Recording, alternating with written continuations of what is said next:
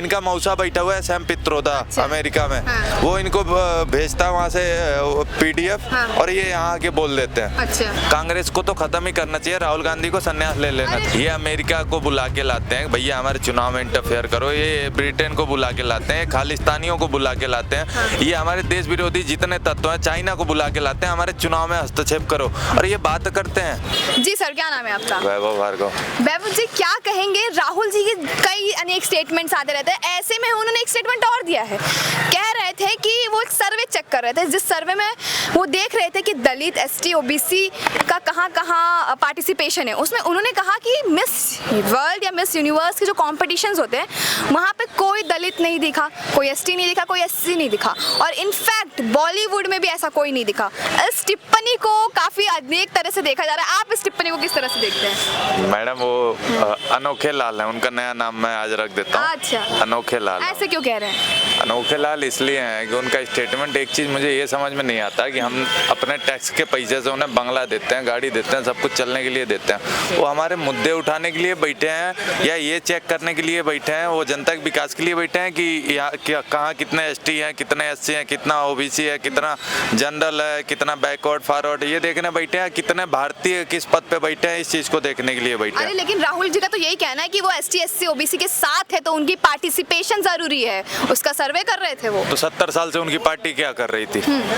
अगर इतना ही ज्यादा उनको PDA और दलितों और SC, ST, OBC की चिंता थी तो 70 साल में उनकी पार्टी ने क्या करा? उनको मुख्य धारा में कितना जोड़ा है? अपने अभी बजट पे वो उठा रहे थे सवाल की एक भी ST, SC, OBC का अधिकारी नहीं है।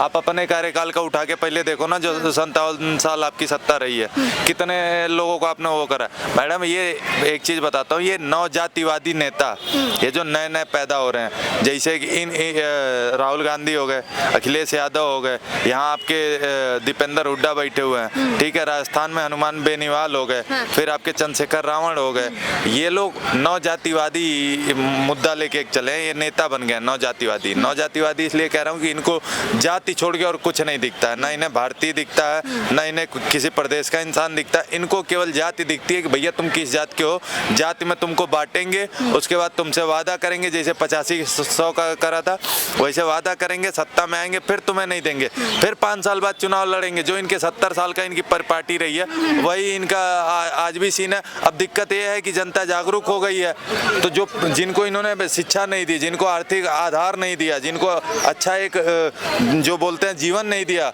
अब उनको ये फिर से आगे लाके और फिर से राजनीति में आना चाहते हैं। इनका और यही मुट्ठी हुआ है और कुछ वो नहीं है। इनका मौसा बैठा हुआ है सैम पित्रोदा अमेरिका में, वो इनको भेजता है वहाँ से PDF और ये यहाँ आके बोल देते हैं। तो ऐसे लोगों के बातों का कोई औचित्य ही नहीं है। देशवासी, अब क्या कहूँ मैं, देश में क्या चल रहा है। जो इस बार लोकसभा का रिजल्ट है उसके हिसाब से तो लग रहा है, और खड़गे जी भी कह रहे थे कि लोकप्रिय नेता है, कांग्रेस की लोकप्रियता बढ़ रही है, इस बार कांग्रेस को भी मौका मिलेगा। तो क्या लगता है कि जातिवाद के मुद्दे को ऐसा सीढ़ी बनाकर, नहीं मेरी सवाल तो सुन लीजिए, क्या लगता है कि जातिवाद के मुद्दे को सीढ़ी बनाकर वो सत्ता की सीढ़ी, मतलब सत्ता की कुर्सी पे बैठना चाहते हैं? मैडम पहली चीज, एक चीज ये बताओ कि ये कहाँ बहुमत में आया है, कहाँ कौन सी बड़ी पार्टी ये हो गए?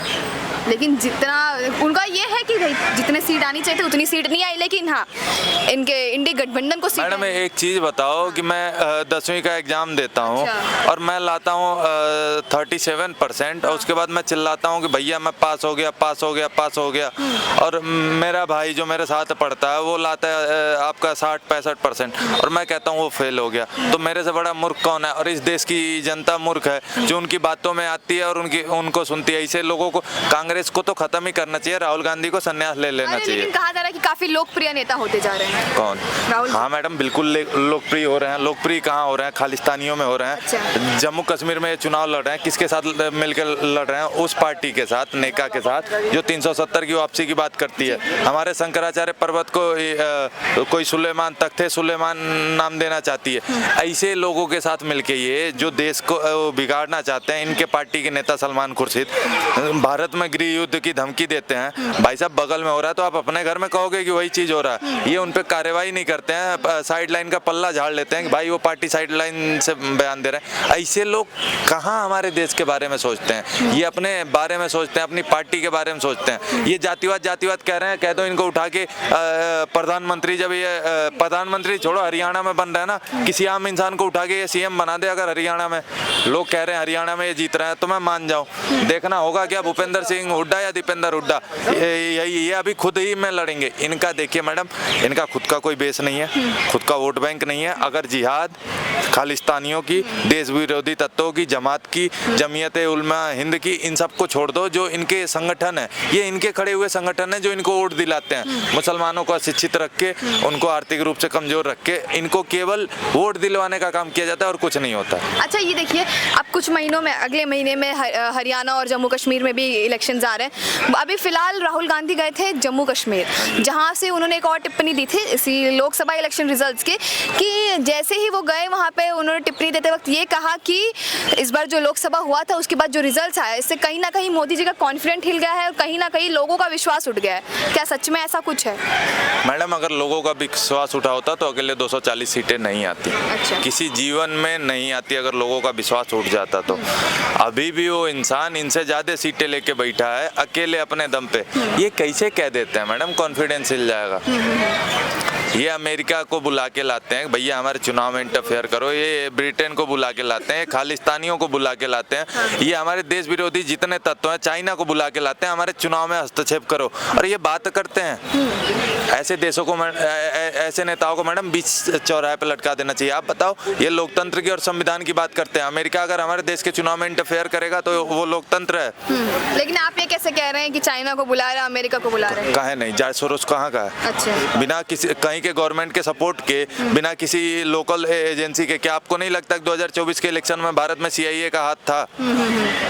ये हमारे देश में इतने मजबूत नेता थे, इतना बढ़िया हमारा सिस्टम था, जो 10 साल में सुधार हुआ कि हम लोग बच गए। अच्छा। वरना हमारा जो होने वाला था ना, उसका कोई, ये ऊपर लेवल की बातें हैं, यहाँ नीचे आम जनता को तो पता ही नहीं चलता। अच्छा। इनको तो दाल रोटी और टमाटर और हरी मिर्च दिखता है और कुछ दिखता नहीं है। ठीक है, आखिर आम जनता की तो वो बात है, लेकिन आप इतने कॉन्फिडेंस, इतने दावे से ये बात कैसे कह रहे हैं? बिल्कुल कह सकते हैं। हाँ। मेरे कांटेक्ट में बहुत सारे ऐसे लोग हैं जिनका मैं नाम यहाँ नहीं बोल सकता, इंटेलिजेंस से जुड़े हुए हैं, बड़े बड़े लोग हैं। ऐसा नहीं है कि मैं ऐसे दिखता हूँ तो ऐसा ही हूँ। मेरी कांटेक्ट बहुत अच्छी है और उनसे मेरी बात होती रहती है, वो बताते रहते हैं। इलेक्शन के टाइम पे एक को हमारे वो हुआ, 2 को मैं दिल्ली निकल गया था, बट दिल्ली नहीं आके बंगाल गया। मैं इलेक्शन रिजल्ट आने के बाद दिल्ली आया था। तो मैं घूमता रहता हूँ पूरे देश में, ऐसा नहीं है, जहाँ मेरी इच्छा करती है तो मुझे पता है। और एक चीज़ मैं बता देता हूँ कि लगभग 1 लाख करोड़ रुपए की फंडिंग अपने लोकसभा चुनाव में मोदी जी को हराने के लिए हुआ था। और ये कोई नहीं कह सकता कि 400 पार नहीं हुआ है, क्योंकि जितनी मशक्कत,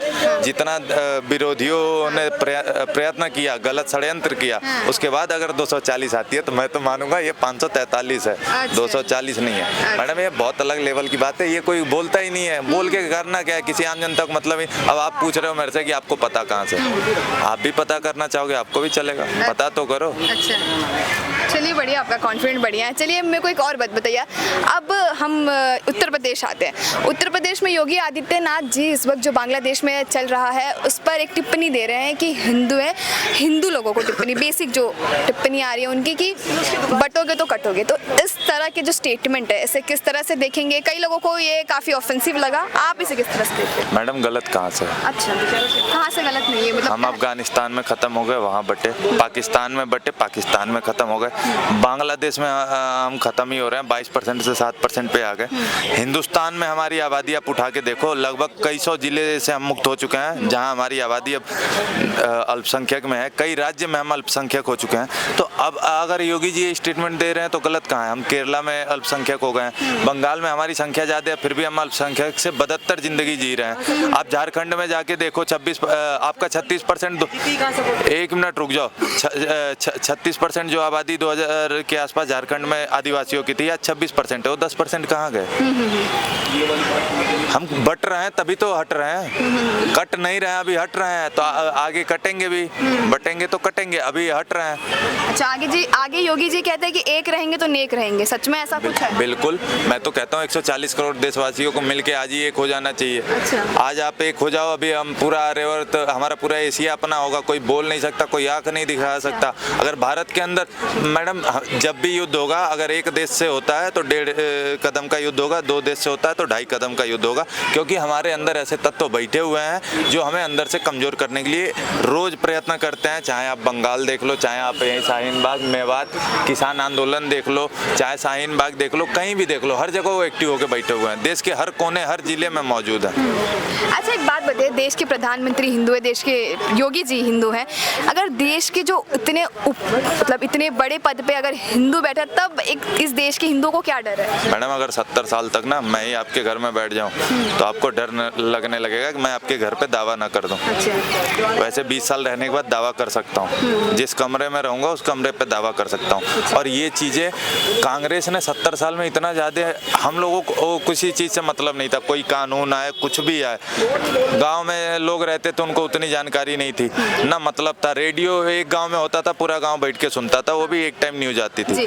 उस कार्यकाल में क्या क्या हुआ है, वक्फ बोर्ड क्या बना, 1955 में वक्फ बोर्ड की जरूरत क्या थी, जब आप इतना ज्यादा वो कर रहे थे, लगभग कई 50 या 53 करोड़ 55 करोड़ रुपए आपने पाकिस्तान को दे दिए, जब इतना सब कुछ आप मुसलमानों के लिए कर चुके थे, वक्फ बोर्ड बनाने की क्या जरूरत थी? आज वक्फ बोर्ड अगर बनता तो हम बनाने देते, नहीं बनाने देते, क्यों? क्योंकि उसकी जरूरत नहीं है। उनको बना के आज देश का दूसरा सबसे बड़ा लैंडलॉर्ड बना दिया। किसी एक आम मुसलमान की से जाके आप उससे पूछना कि वक्फ बोर्ड ने आपकी बेटी की शादी में कितने पैसे दिए, आपके बेटे को पढ़ाने के लिए क्या क्या मदद किया।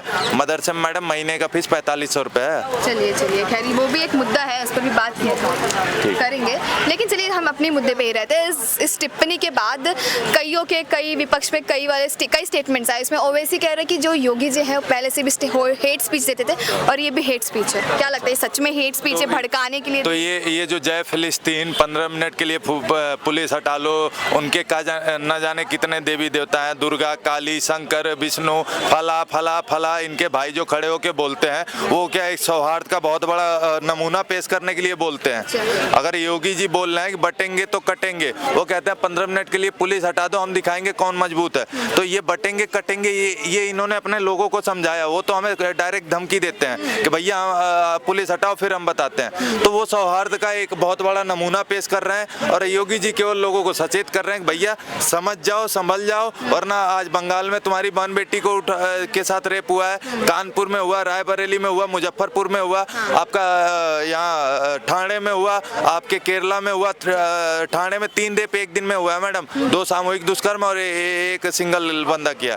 तो ये समझा रहे हैं भैया इन सब मानसिकताओं से तुम निकलो, तुम एक रहो, सबको अपना मानो, सबके साथ मिलजुल के रहो, लेकिन अलग होगे तो बटोगे। अच्छा, तो इस पे अखिलेश कहते हैं कि जो योगी जी हैं ऐसा कर रहे हैं, शायद उन्हें प्रधानमंत्री का पद चाहिए, जो डिसीजन मतलब बंगाल का बांग्लादेश का जो डिसीजन है वो दिल्ली को लेना चाहिए, तो दिल्ली को ये क्यों बोल रहे हैं? क्या उन्हें कुर्सी का लालच है? ये तो अखिलेश यादव के लिए खुशी की बात होनी चाहिए कि योगी जी अगर यूपी से चले जाएं तो हो सकता है उनका कुछ ऑप्शन दिख जाए सीएम बनने का, क्योंकि जब तक वो हैं तब तक तो ये विपक्ष में ये यहीं बैठेंगे, संसद भवन, विधानसभा नहीं जाएंगे जब तक योगी जी हैं। अच्छा, हाँ जी।